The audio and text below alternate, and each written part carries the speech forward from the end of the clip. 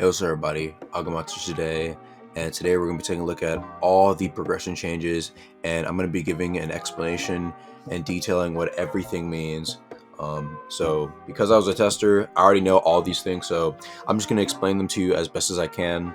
And let's begin. So to start, let's look at the level cap reduction. Whenever we actually enter verse 2, there's going to be a level cap reduction of level 60 to level 20. Now, no, you're not going to get weaker. It's just your level basically divided by 3. Everything's pretty much still going to be the exact same. Scaling, damage, taunts, etc. Equipment, nothing will change really. The level requirements for something such as equipment will also be like adjusted, right? So maybe you have like a ring that can only be equipped at power 30. Now that's probably going to be like power 10. You know what I'm saying? Things like that, things of that nature. Now, you can actually look at the graph here and see where you kind of scale in terms of where you're going to be reduced to. So if you're like power 44, you're going to be pushed down to power 15, right? So it's not really that big of a deal. Again, a lot of people thought you were going to get weaker. No, it's just they're making it where you basically just get essentially 3 levels per level, if that makes sense, right? So yeah, again, nothing's really going to change. It's just that you're going to be getting 3 hands per level instead of 1, and 15 investment points per level instead of 5. Now, taking a look at the progression speed, this one is pretty big. So the old progression speed was like, just a regular old slow progression speed. With Mark the Lone Warrior, it was like around 70% faster. Adapt was actually really good. That's 180% faster, and then Adept plus Mark the Lone Warrior made it 340% faster. The new base combat will be faster than Adept plus Mark the Lone Warrior.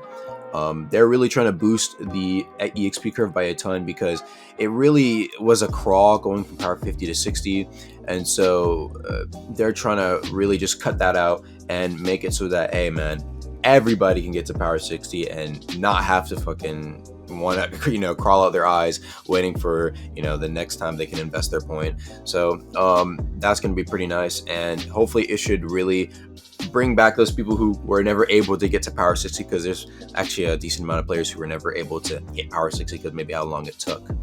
Adept and Mark of the Lone Warrior will also be removed, so you don't really have to worry about getting those anymore. You're just basically going to automatically have Adept and Mark of the Lone Warrior, but a better version of that as well. So again, that's pretty cool to see. And of course, I'm pretty sure like if you had Adept, you'll probably just get like a free hand and whatnot, stuff like that. Now, coming into verse 2 as well is the new hands and like how it works whenever you level up. So what's going to basically happen whenever you level up is that you're going to get an old style hand from like how it currently is. Then your second hand will be a stat invested focused hand, where you draw a hand full of like talents based on the stat that you're highly invested in, right? And then you get a whisper right afterwards, like a mantra. And then for the next time you level up, you're gonna get like style B, which will be you'll get an old current Deepwoken hand. You get an elemental focused hand, so you'll get a hand full of talents that are based off your element. If you're like fire, whatever, you just get all the fire cards. Or if you don't have an element, you'll just get another basic old current Deepwoken hand. Then you get a weapon focused hand for like your weapon talents and whatnot, and then you get a trait, and I'll explain the traits later, but that's basically how the new hands kind of work whenever you get 3 of them. And for 2 of the hands that you get a guaranteed rare, and those are the first 2 of every level. So that's pretty cool. Guaranteed rares, that basically means you're going to be getting 40 rares total, right? With base luck, you would get an average of 15. With max luck, you would get an average of like 27. Now you get 40 rares per progression guaranteed. A lot of people are like, damn, that's a lot. Yeah, and they want to make sure that you are getting those rares. Also, if you already know, luck is being removed. You're basically getting a much better luck.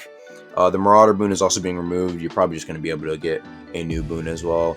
And yeah, I think this will be very, very excited for a lot of people who really didn't like having to progress with 45% luck and not get the rares that they want. Now, speaking about traits, this is pretty big.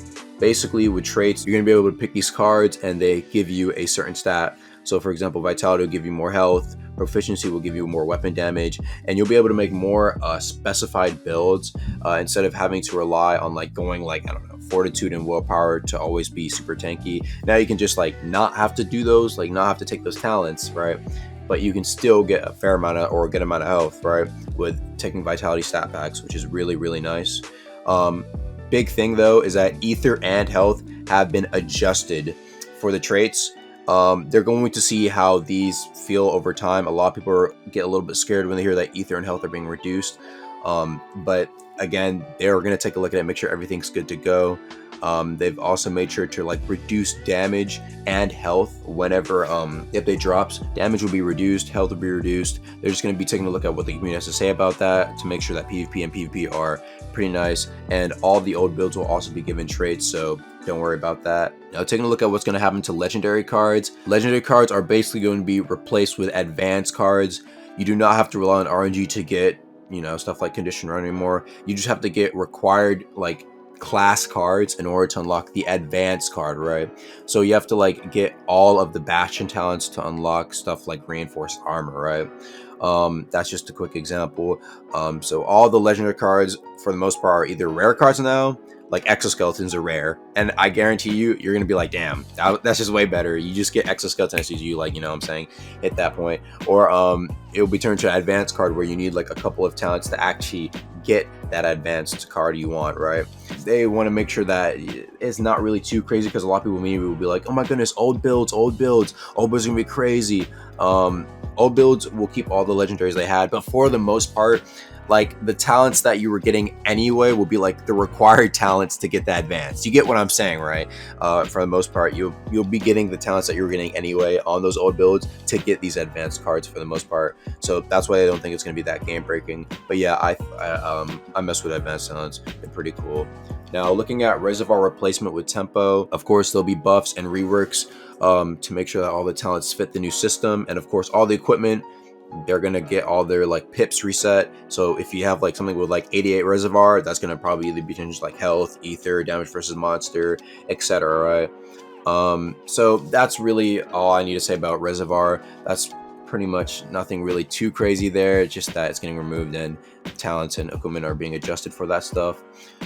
Ether regen armor as well, that will be adjusted for, you know, the new tempo system. And that's going to be pretty much all for the verse 2 progression changes. I tried to give a little bit deeper of a dive. I didn't want to just do like a 1 minute, 2 minute video. I wanted to actually go deeper into it since I've played it. And I personally, let me tell you right now, I really enjoy it. A lot of testers really do. It's very, very quick. You get what you need. It's no BS of, oh, I got to wipe because I missed out on a rare or legendary. No, you get exactly what you need.